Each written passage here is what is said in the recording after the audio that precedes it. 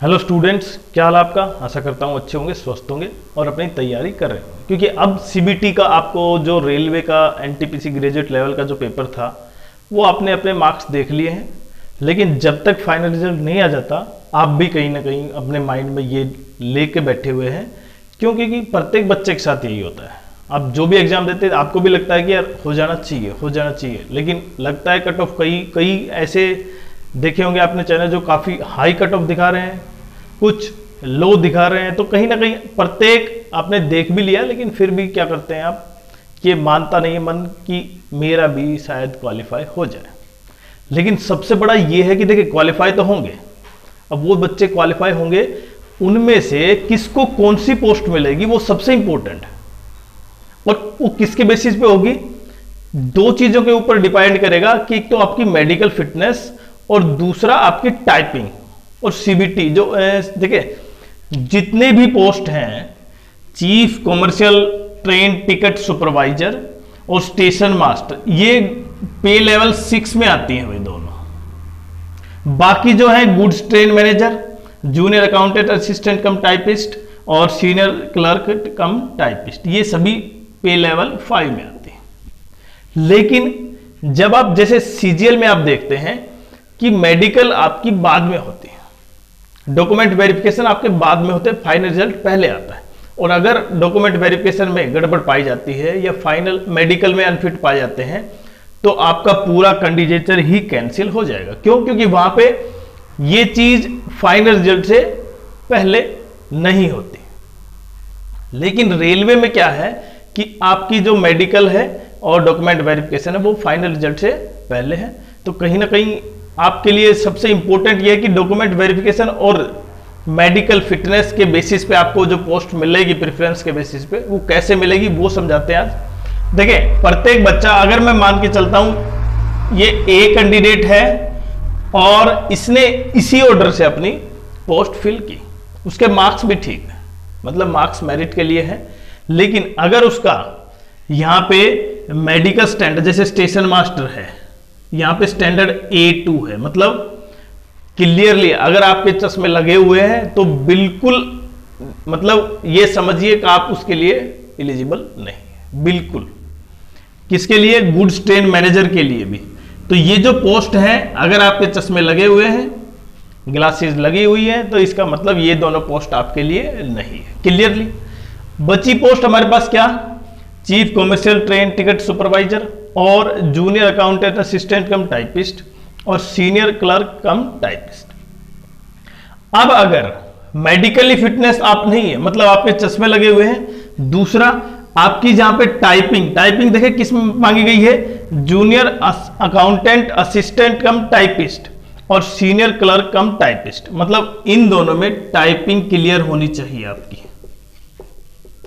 और अगर आप समझ पा रहे हैं टाइपिंग क्लियर नहीं है तो ये दोनों पोस्ट भी आपकी गई, चाहे आपके मार्क्स कितने हो। तो दो चीज हुई हमारे पास।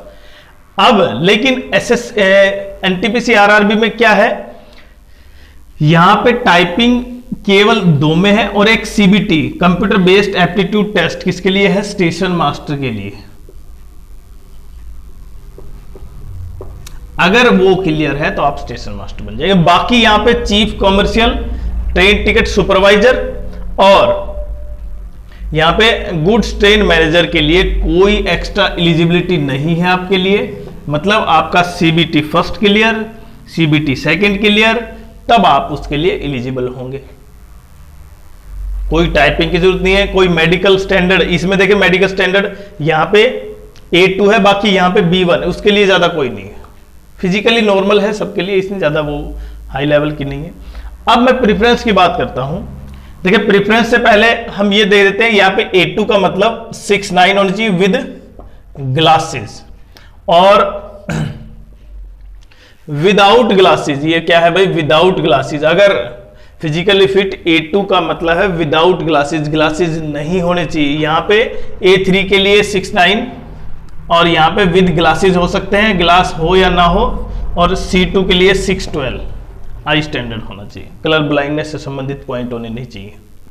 अब जब कोई पोस्ट प्रेफरेंस फॉर्म भरता है तो आपको देखे कैसे मिलेगी। जैसे आपने यहां पे फिल किया 1 2 3 4 और 5 ये पांचों पोस्ट आपने फिल कर दी अपने जोन में, आपके मार्क्स अच्छे हैं। तो सबसे पहले फर्स्ट पे आपका chief commercial train ticket supervisor है। आपकी स्टैंडर्ड है, मेडिकल स्टैंडर्ड भी इतना हाई नहीं है, तो आपको वो पोस्ट मिल जाएगी। अगर आपके कट ऑफ इतने हैं उस मार्क्स उस पोस्ट के लिए तो आपको मिल जाएगी, क्योंकि उसमें कोई एलिजिबिलिटी नहीं है। चाहे आप टाइपिंग में क्या हो, फेल हो, तो आपको तब भी मिल जाएगी, क्योंकि उसके लिए टाइपिंग कोई अलाउ नहीं है। दूसरा, अगर ट्रेन टिकट ये स्टेशन मास्टर के लिए, आप स्टेशन मास्टर के लिए आपका स्टैंडर्ड क्या होना चाहिए, A2, और computer based aptitude test clear होना चाहिए, तब दोनों है तब आपको। लेकिन अगर आपके ये जो चीजें हैं ना, अगर पहले से क्लियर है तो आपको डायरेक्टली पहली पोस्ट मिल जाएगी। लेकिन अगर आपका A2 स्टैंडर्ड नहीं है तो आपको ये भी नहीं मिलेगी, आपके मार्क्स कम है तो आपको ये भी नहीं मिलेगी, तो आप नीचे जाएंगे। अगर आपकी टाइपिंग क्लियर है तब आपके लिए केवल पोस्ट बची हमारे पास, क्या, गुड्स ट्रेन मैनेजर और जूनियर अकाउंटेंट और सीनियर क्लर्क। तो ये जो 3 पोस्ट मिली, इनके बेसिस पे आपको पोस्ट मिलेगी। लेकिन सबसे बड़ी पॉइंट पता है क्या है यहाँ पे, जो एनटीपीसी में और सीजीएल में डिफरेंस है ना, कि एनटीपीसी में सारा जो प्रोसेस है वो पहले है, इसलिए आपको घबराने की नहीं है। अगर आपकी टाइपिंग भी क्लियर नहीं है, A2 स्टैंडर्ड भी नहीं है, तब भी कोई ना कोई पोस्ट मिल जाएगी। क्योंकि यहाँ पे देखें B1 और B2 के लिए, A2 के लिए मतलब chief commercial train ticket supervisor और गुड्स ट्रेन मैनेजर के लिए कोई एक्स्ट्रा एलिजिबिलिटी नहीं है। मेडिकल स्टैंडर्ड A2 है इसमें, बाकी उसमें B1 है।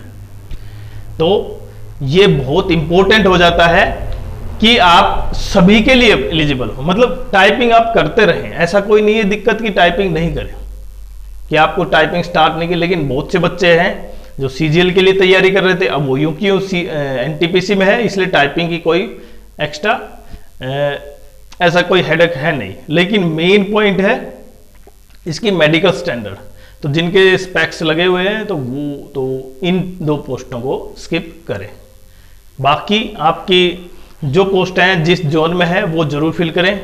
तो ये वीडियो आपके लिए 2025 में जो क्योंकि अभी तो केवल प्री का रिजल्ट आएगा, इसके बाद में बताएंगे हम रिजल्ट कब तक आएगा। लेकिन सबसे इंपॉर्टेंट ये रह जाता है कि आपको पहले से पता हो कि किस पोस्ट के लिए क्या स्टैंडर्ड है और आपको कैसे पोस्ट प्रेफरेंस फॉर्म भरना है।